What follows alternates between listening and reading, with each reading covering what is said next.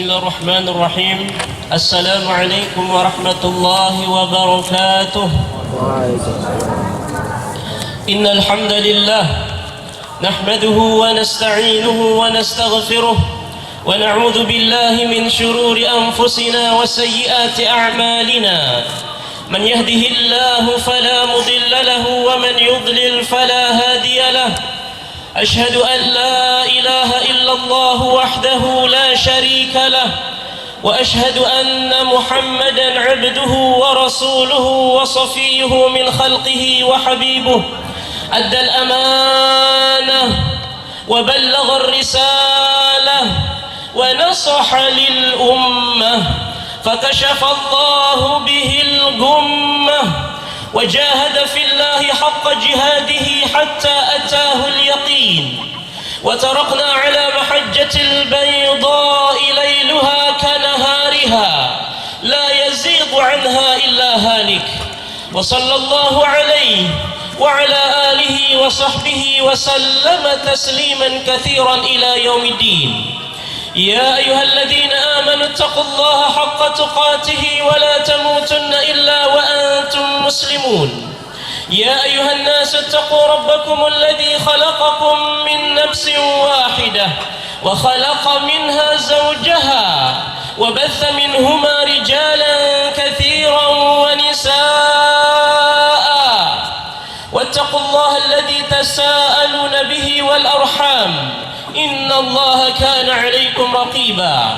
يا أيها الذين آمنوا اتقوا الله وقولوا قولا سديدا يصلح لكم أعمالكم ويغفر لكم ذنوبكم ومن يطع الله ورسوله فقد فاز فوزا عظيما. أما بعد فإن أصدق الحديث كتاب الله وخير الهدي هدي محمد صلى الله عليه وسلم وشر الأمور محدثاتها وكل محدثة بدعة وكل بدعة ضلالة وكل ضلالة في النار.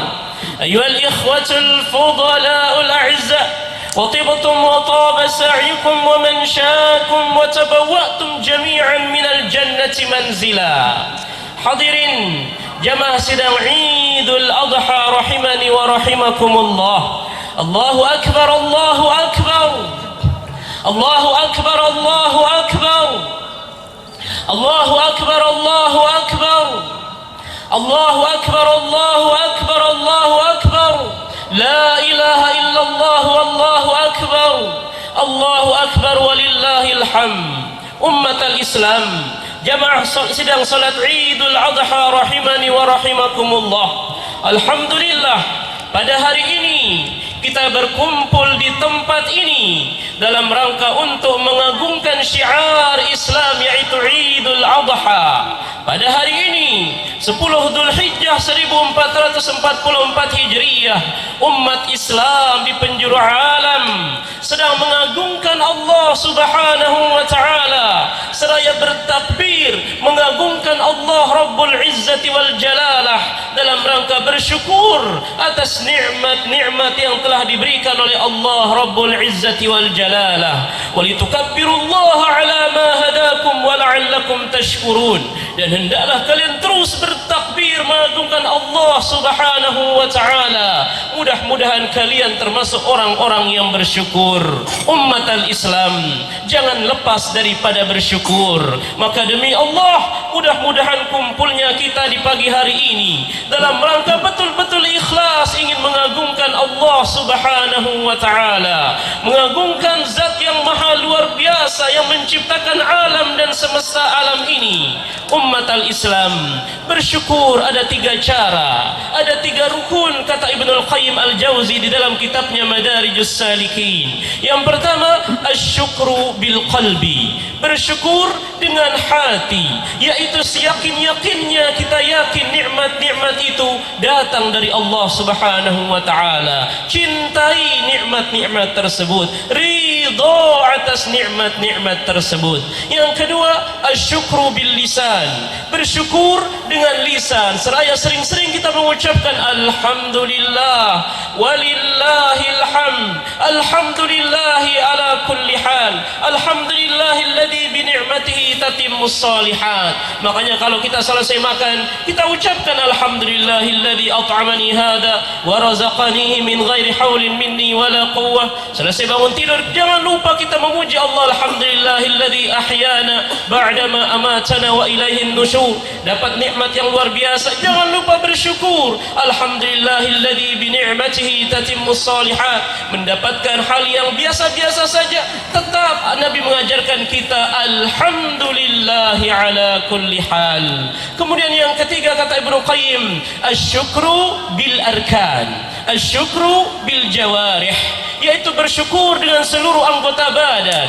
Maka hari ini kita merealisasikan syukur kita, kita melangkahkan kaki, menghadirkan hati, kemudian kita seraya tadi salat sunnah Idul Adha dalam rangka syukran ilallah azza wa jalla, bersyukur kepada Allah subhanahu wa ta'ala. Ummatal Islam, ketika kita diberikan nikmat-nikmat oleh Allah subhanahu wa ta'ala, sejak dalam kandungan sampai saat ini banyak Allah subhanahu wa ta'ala memberikan kita nikmat, maka ummatal Islam hendaklah kita bersyukur sesyukur-syukurnya kepada Allah subhanahu wa ta'ala. Oleh karena itu, ketika kita bertakbir mulai dari 1 Zulhijjah sampai hari ini, maka takbir kita seraya mengagungkan Allah subhanahu wa ta'ala dan mensyukuri nikmat-nikmatnya. Takbir itu ada 2 macam kata para ulama. Yang pertama at-takbir al-mutlaq, yaitu takbir yang bersifat umum, yang bersifat mutlak, yaitu boleh dari tanggal 1 Dzulhijjah sampai 13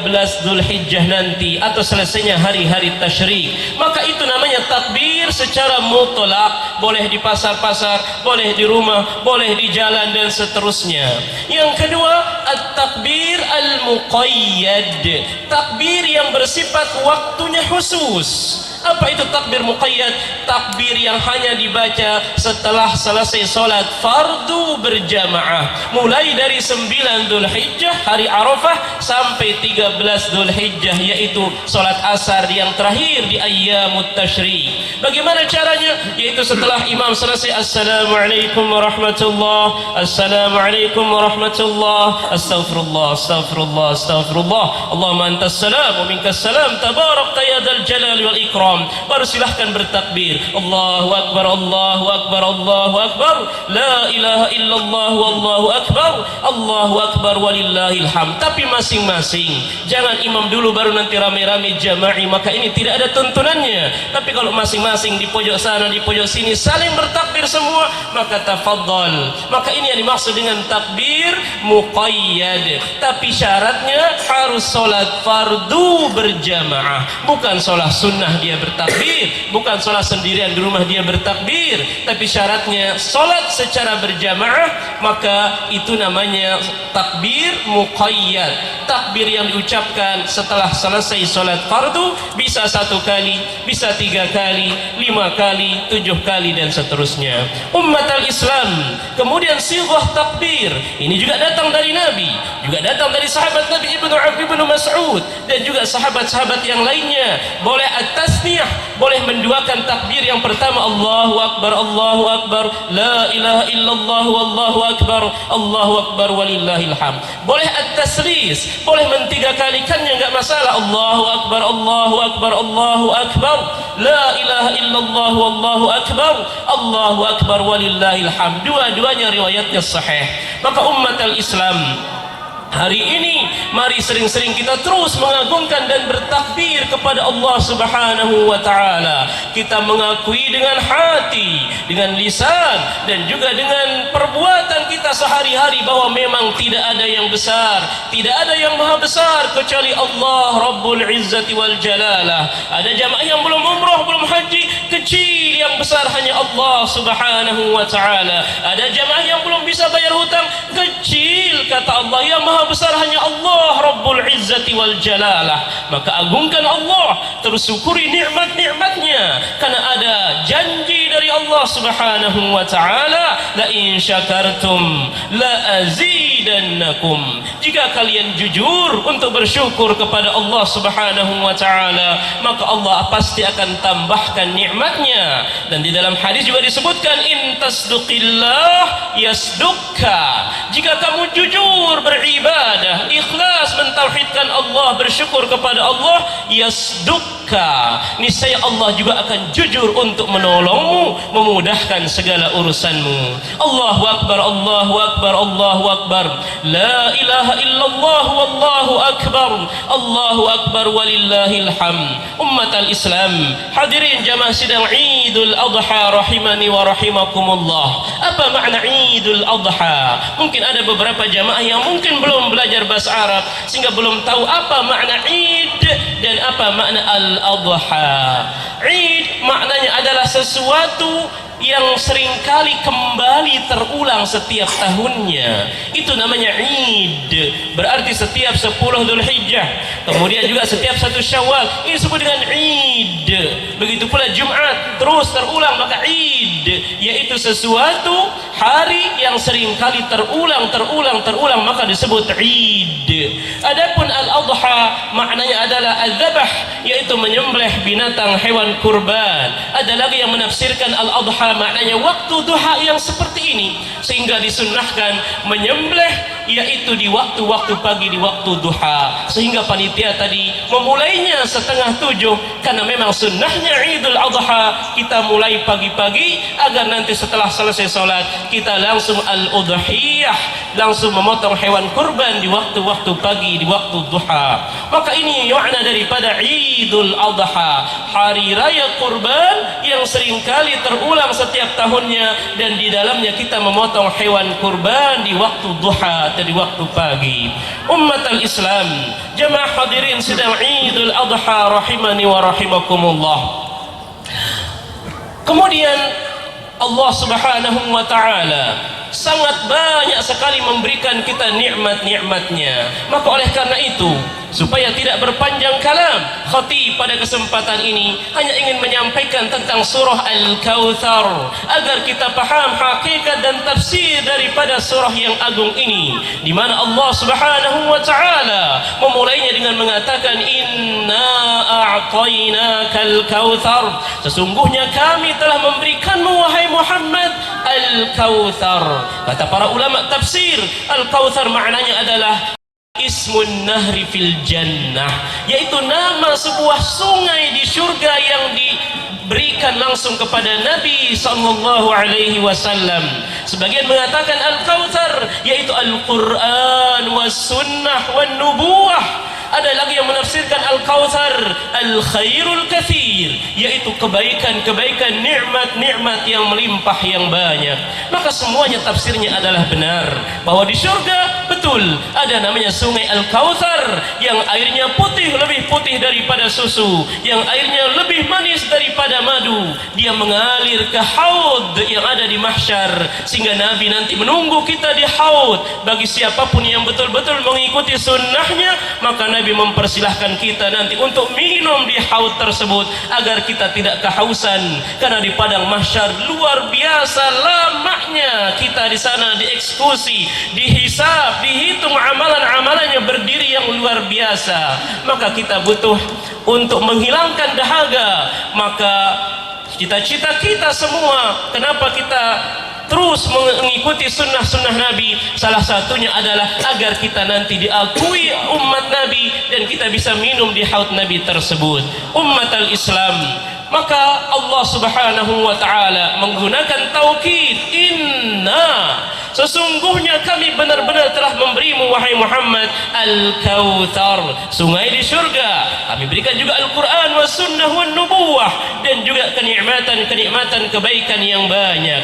Begitu pula bukan hanya Nabi, kita pun alhamdulillah Allah berikan kita an-ni'amul katsirah, nikmat-nikmat yang banyak, mulai dari kandungan sampai saat ini alhamdulillah kita diberikan nikmat-nikmat yang begitu luar biasa oleh Allah Subhanahu wa taala. Maka para bapak-bapak, para ibu-ibu, jangan anggap nikmat itu hanya sebatas rezeki, fulus, uang. Tidak.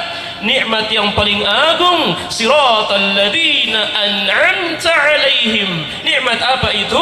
Yaitu nikmatul hidayah, hidayatul iman, hidayatul islam, hidayatul ihsan, hidayatul taufiq, hidayatul sunnah. Maka ini yang paling agung, nikmat yang harus kita syukuri. Juga nikmatul sihah, alhamdulillah, nikmatul afiyah, nikmatul faragh. Maka dua nikmat ini kadang-kadang tidak pandai disyukuri oleh kebanyakan manusia, kata Nabi. Sebagaimana Rasulullah SAW pernah bersabda, ni'matani maghbunun fihima katsirun minan nas, as-sihhatu wal faragh.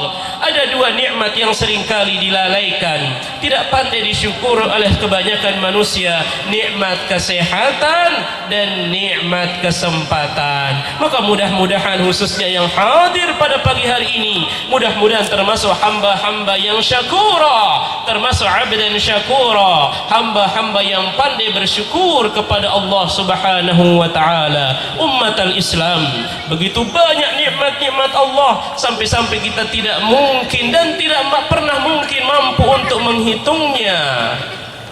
Allah Subhanahu wa taala berfirman di dalam surah An-Nahl ayat 18, wa in ta'uddu ni'matallahi la tuhsuha. Jika kalian mencoba menghitung-hitung nikmat Allah, maka tentu tidak akan mungkin kalian bisa menghitungnya. Di dalam surah Ibrahim ayat 34 juga Allah mengatakan, wa in ta'uddu ni'matallahi la tuhsuha innal insana ladzalumun kafar. Jika kalian mencoba menghitung-hitung nikmat Allah, niscaya tidak akan mungkin bisa menghitungnya. Sesungguhnya manusia itu kebanyakan berbuat zalim dan juga kufur, tidak pandai bersyukur atas nikmat-nikmat Allah. Ummatul Islam, tatkala Allah menyuguhkan kita nikmat-nikmat yang banyak di muka bumi ini, maka manusia di dalam mensikapi nikmat ini ada dua ciri-ciri manusia. Ada manusia yang pandai mensyukuri nikmat tersebut, tapi ada juga manusia yang tidak pandai mensyukuri nikmat-nikmat tersebut. Demi Allah, kalau kita tanya pada saat ini, mana lebih banyak ustaz? Mana lebih banyak di antara dua ciri ini ustaz? Mana lebih banyak masyarakat Babelan ya ustaz? Apakah ciri yang pertama mereka pandai bersyukur, ataukah ciri yang kedua banyak yang tidak pandai bersyukur? Allah langsung menjawabnya, kebanyakan tidak pandai bersyukur. Ini bukan jawaban saya, jawaban Allah Rabbul Izzati wal Jalalah yang mengatakan bahwasanya hamba-hambaku tatkala kita suguhkan nikmat, kebanyakannya tidak pandai bersyukur. Kebanyakannya tidak pandai bersyukur. Allah berfirman di dalam surah Saba ayat 13, i'malu ala Daud syukra wa qalilum min ibadiyasy syakur. Bekerjalah, beraktivitaslah wahai keluarga Daud sebagai tanda syukurmu kepada Allah. Tapi Allah menutup ayat tersebut mengatakan bahwasanya wa qalilum min ibadiyasy syakur, sedikit sekali yang pandai bersyukur, minoritas banget yang betul-betul pandai bersyukur. Di dalam surah Al-Mulk atau Tabarak, di dalam ayat 23 Allah juga mengatakan, qul huwa alladhi ansha'akum wa ja'ala lakum as-sam'a wal absara wal afidah. Lagi-lagi Allah mengatakan qalilan ma tashkurun. Katakanlah, dialah satu-satunya Allah yang menciptakan kalian, menciptakan pendengaran, penglihatan, perasaan hati bagi kalian. Tapi lagi-lagi sayang sekali, qalilan ma tashkurun, minoritas sekali yang betul-betul pandai bersyukur. Maka tanya diri kita, muhasabah diri kita saat ini, apakah kita Apakah termasuk hamba yang minoritas tadi, yang pandai bersyukur, ataukah hamba-hamba yang mayoritas yang tidak pandai bersyukur? Wal-iyadu billah. Maka Ibnu Syaibah di dalam musannafnya, begitu pula Ibnu Ahmad di dalam kitab ayahnya Az-Zuhd, begitu pula para ulama-ulama tafsir pernah menyebutkan bahwasanya suatu hari Umar bin Khattab radhiyallahu ta'ala anhu pernah berjalan di sebuah pasar. Kemudian tiba-tiba beliau mendapati ada seorang laki-laki sedang berdoa. Laki-laki tersebut mengatakan, Allahumma ja'alni minal aqallin, Allahumma ja'alni min ibadikal khalil, Allahumma ja'alni minal aqallin. Ya Allah, jadikan aku hamba-hambamu yang minoritas. Ya Allah, jadikan aku hamba-hambamu yang minoritas. Membuat Amirul Mukminin kaget, heran, karena baru pertama kali dia mendengar macam doa yang seperti itu. Maka disamperin oleh Umar bin Khattab. Kemudian Umar bin Khattab mengatakan, ya fulan, min aina ataita bihadad doa? Dari mana kamu mendatangkan doa yang model seperti ini? Kenapa kamu meminta kepada Allah, ya Allah, jadikan aku hamba-hambamu yang minoritas? Maka si fulan tersebut mengatakan, ya Amirul Mukminin, tidakkah kamu baca Allah yang mengatakan, wa qalilum min ibadiyasy syakur, sedikit sekali dari hamba-hambaku yang pandai bersyukur. Maka aku pingin yang sedikit itu, ya Amirul Mukminin. Sambil menangis Umar bin Khattab mengatakan, kullun nasi afqahu minka ya Umar, kullu ahad afqahu minka ya Umar. Ternyata banyak orang yang lebih faqih, yang lebih cerdas, lebih pandai darimu wahai Umar. Sambil menangis Umar bin Khattab pun mengatakan, kalau begitu ya Allah, Allahumma ja'alni min ibadikal khalil.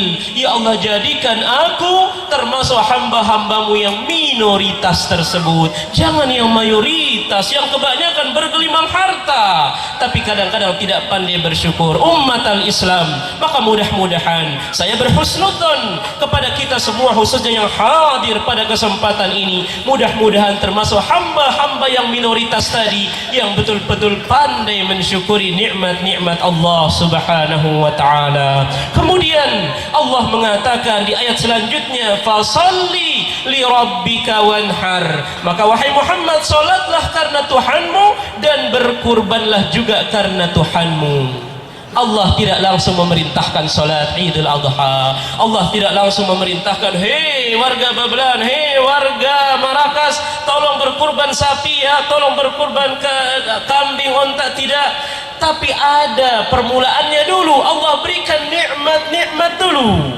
Setelah Allah berikan nikmat, setelah ada alhamdulillah di sini banyak orang-orang kaya dan seterusnya, baru ayat yang kedua ada perintah, fasalli li rabbika wanhar. Maka ayat yang kedua ini sebenarnya tempaan bagi kita semua. Hei warga Babelan, aku sudah berikan nikmat yang banyak, hanya sekedar salat duha kalian tidak datang.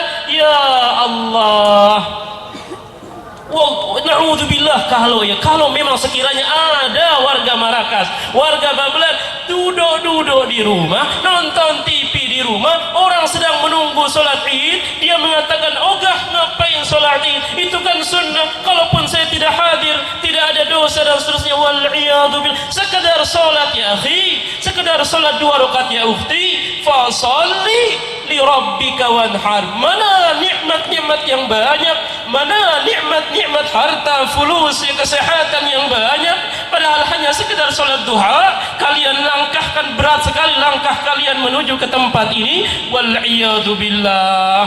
Bagaimana nanti kalau perintah-perintah yang lebih besar? Ini baru fasolli li rabbika wanhar. Ada kadang-kadang yang berat, tidak mau sholat duha berjamaah, sekedar 2 rakaat. Wal'iyadu billah. Ini hamba macam apa? Allah sudah kasih dia nikmat, hanya sekedar diperintahkan sholat 2 rakaat, sholat sunnah Idul Adha, dia tidak hadir. Wal'iyadu billah. Hamba macam apa itu? Fasalli li rabbika wanhar. Salat Idul Adha syiar Islam. Kalaupun haid tetap hadir, karena panitia mengadakannya bukan di masjid tapi di lapangan, hadir mendengarkan khutbah. Jangan di rumah, jangan ustaz saya tidak hadir, saya nifas, ustaz saya tidak hadir, saya haid. Hadir. Fasalli li rabbika wanhar. Syukuri nikmat Allah Subhanahu wa taala. Ustaz, tapi panas nanti jam 7. Iya betul panas, tapi tidak sampai nanti tidak seberapa dari panasnya matahari nanti di mahsyar yang jaraknya kata para ulama hanya 1 mil. Ada yang mengatakan 1 depa. Ummatal Islam, fasalli li rabbika wanhar. Maka ikhlaskan niat kita tatkala kita salat Idul Adha tadi, karena Allah mengatakan fasalli liman, bukan li panitia, bukan li warga Bablan, li rabbika. Salatlah betul-betul ikhlas karena Tuhanmu, bukan riya, bukan sum'ah, tapi betul-betul li rabbika. Kemudian wanhar, bagi yang mampu berkurban tahun ini, wanhar, jangan lupa untuk berkurban. Karena siapa ya Ustaz? Bukan karena fulan, li ajli fulan, lillah li rabbika. Fasalli li rabbika wanhar, juga sama li rabbika. Maka ini mengajarkan kita keikhlasan. Ketika salat duha ikhlas karena Allah, ketika berkurban pun ikhlas karena Allah Subhanahu wa taala, bukan karena riya. Masya Allah sendirian dia mampu beli sapi, bukan karena sum'ah orang-orang mendengar bahwa Masya Allah dia mampu kurban 3 ekor 5 ekor kambing, tidak, tapi betul-betul li rabbika, ikhlas karena Allah Subhanahu wa taala. Ummatal Islam, zaman dahulu, zaman jahiliyah, banyak orang-orang melemparkan darah-darah ke Ka'bah ya dalam rangka katanya ingin supaya dia mendapatkan keridhaan Allah, keridhaan Tuhan. Maka Allah menjawabnya di dalam surah Al-Hajj ayat 37, la yanalallaha luhumuha wala dima'uha walakin yanaluhu taqwa minkum. Daging-daging unta, darah-darah unta itu tidak akan mampu meraih menggapai ridho Allah, bukan begitu caranya. Tapi yang sampai kepada Allah, yang mampu kita raih keridhaan Allah Subhanahu wa taala adalah ketakwaan kita kepada Allah Subhanahu wa taala. Maka mudah-mudahan dengan kita berkorban ini, mudah-mudahan salah satu indikasi bahwa kita mengaplikasikan takwa kita kepada Allah Subhanahu wa taala. Islam. Hadirin jamaah sidang Idul Adha rahimani wa rahimakumullah. Kemudian yang terakhir Allah mengatakan inna syani'aka huwal abtar. Sesungguhnya orang yang memusuhimu wahai Muhammad, sesungguhnya orang-orang yang membencimu wahai Muhammad, dia termasuk orang-orang yang terputus, dia termasuk orang-orang yang hina dina, yang dihinakan oleh Allah Subhanahu wa taala. Maka ini pelajaran bagi kita, jangan gampang mencela Nabi, jangan gampang mencaci maki Nabi, jangan gampang mencela sunnah-sunnah syariat Nabi. Ada orang berjenggot dicela, dikatakan teroris, dikatakan kambing. Ada orang umpamanya pakai cadar dicela, dikatakan teroris, dikatakan ini dan itu. Ada orang celananya sarungnya di atas mata kaki dicela, dia mengatakan enggak ada banjir kok di atas mata kaki, dan seterusnya. Wal'iyadu billah, jangan main-main dengan sunnah, jangan cela syariat Nabi. Nabi kita berjenggot alhamdulillah, para sahabat dan seterusnya, dan dalilnya jelas.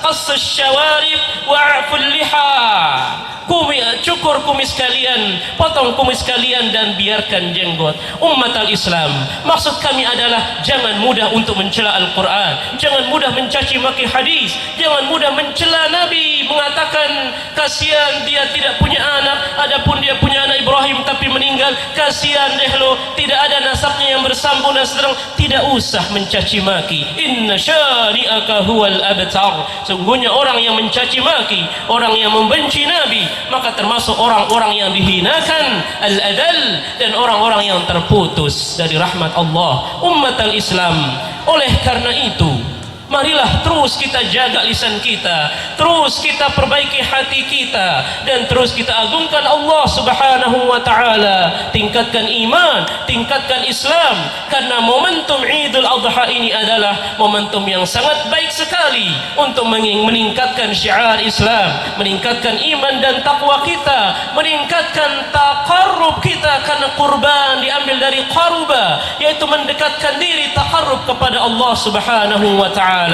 Yang tidak bisa taqarrub dengan hewan kurban, bisa dia bertaqarrub dengan tilawah, bertaqarrub dengan salat, bertaqarrub dengan sedekah, bertaqarrub dengan berzikir, taqarrub kepada Allah Rabbul Izzati wal Jalalah.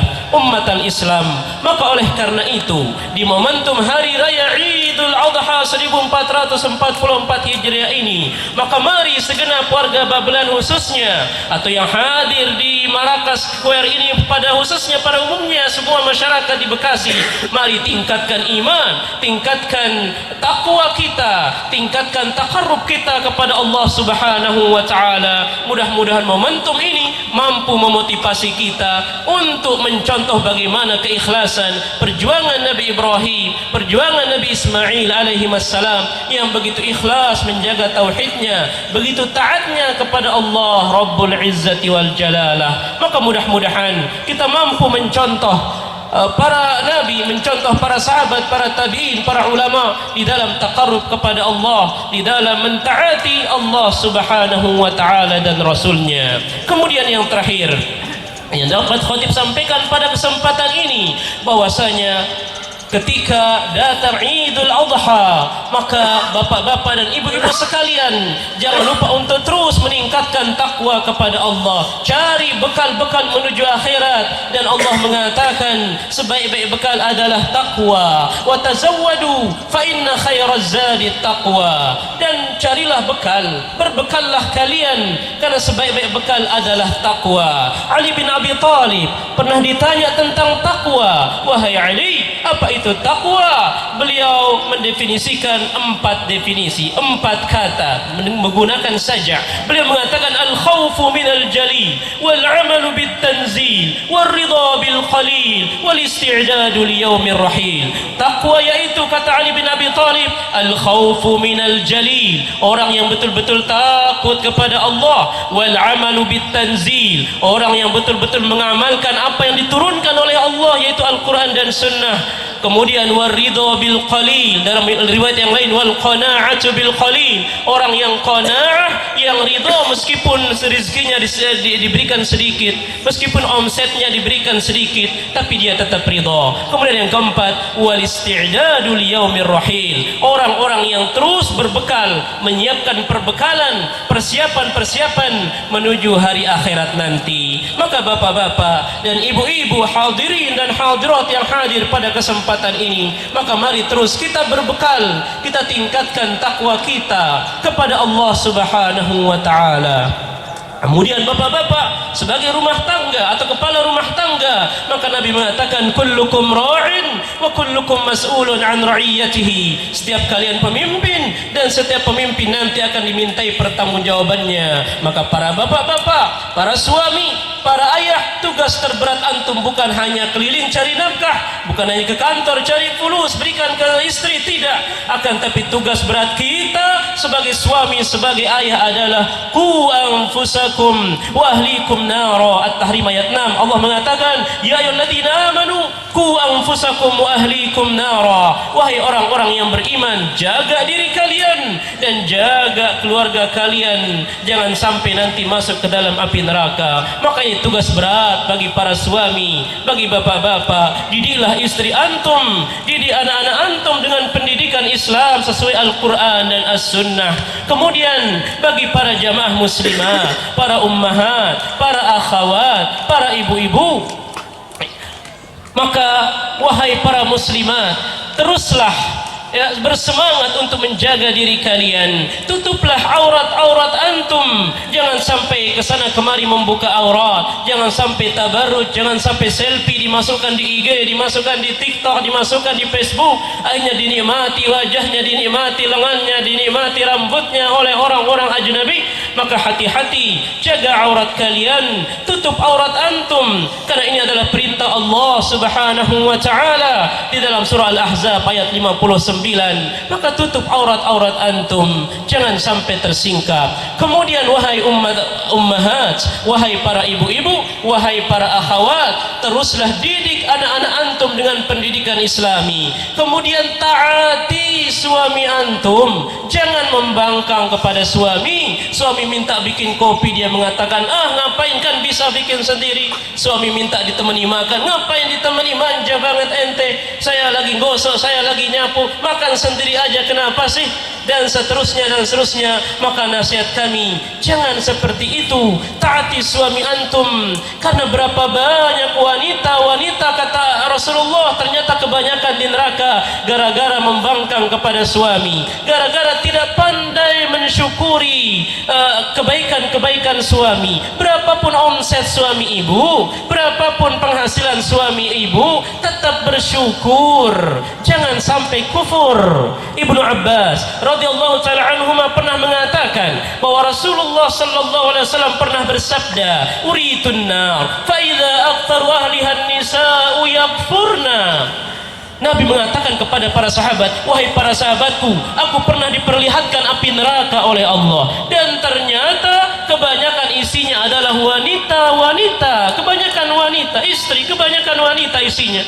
Maka sahabat bertanya, ayakfurna billah, wahai Rasulullah, kok bisa wanita kebanyakan di neraka? Apakah gara-gara kufur kepada Allah? Nabi menjawab, oh tidak, sebabnya adalah yakfurnal ashir wa yakfurnal ihsan. Gara-gara dia tidak pandai berterima kasih kepada suaminya, tidak pandai berterima kasih kepada kebaikan-kebaikan suaminya. Lau ahsanta ila ihdahinna dahr thumma ra'at minka syai'an qalat ma ra'aitu minka khairan qat. Muttafaqun alaih. Nabi menjelaskan kesalahan wanita, kesalahan istri adalah ketika suaminya telah berbuat baik, cari nafkah, sandang, pangan, papan bertahun-tahun, tapi ada sedikit kesalahan suami, serta merta si istri ini tidak mampu menjaga lisannya. Dia langsung mengatakan, ma ra'aitu minka khairan qat. Aku tidak pernah melihat kebaikan sedikit pun darimu, wahai suamiku. Ini yang menyebabkan para wanita-wanita kebanyakan isinya di neraka, wal iyadu billah. Maka antum sekarang jangan sampai berbuat sedemikian, tapi terus bersyukur kepada suami antum, taati suami antum selama perintah-perintahnya tidak bertentangan dengan syariat agama Islam. Kemudian yang terakhir, para ummahat, para akhwat, para ibu-ibu sekalian, ada kabar gembira bagi antum dari Rasulullah sallallahu alaihi wasallam. Jika antum ingin masuk syurga, tidak perlu harus berperang seperti laki-laki keluar ke medan perang, tidak perlu. Jika para ummahat ingin masuk syurga, jika para istri ingin masuk syurga, maka perhatikan 4 hal ini, lakukan 4 hal ini agar antum nanti gampang dan mudah untuk masuk syurga. Dari Abdurrahman bin Auf radhiyallahu taala anhu bahwasanya Rasulullah sallallahu alaihi wasallam pernah bersabda, idza shallatil mar'atu khamsaha wa shamat syahraha wa hafizat farjaha wa ata'at ba'laha qila laha udkhulil jannata min ayyi abwabil jannati syi'ti. Rawahu Ahmad. Nabi mengatakan, apabila seorang istri atau seorang wanita, ya seorang istri betul-betul sholat 5 waktu, puasa di bulan Ramadan, mampu